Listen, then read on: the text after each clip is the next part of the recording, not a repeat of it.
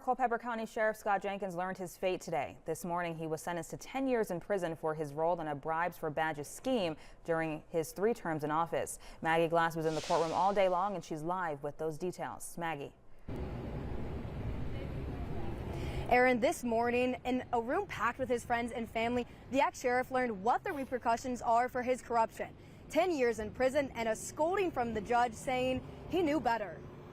Jenkins' crimes surrounded around a $75,000 scheme trading law enforcement badges for cash, almost always for $5,000. Now he's going to prison for it, a decade behind bars. Jenkins was found guilty on a federal conspiracy charge, 4 counts of fraud, and 7 counts of bribery.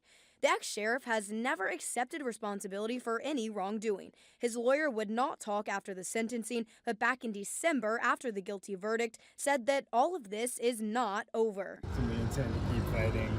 The same sentiment was repeated in court Friday, where he said an appeal is coming. For the moment, Jenkins remains free, but is expected to report to prison soon. Also sentenced Friday were 2 of the 3 businessmen who pleaded guilty to bribing Jenkins. Both eventually testified against him. Fred Gumbiner and James Metcalf will each serve 3 years of probation. Despite the government's request, Jenkins was not immediately taken to jail. Instead, the judge is allowing him to self-report. Live in Charlottesville, Maggie Glass, 29 News at 5.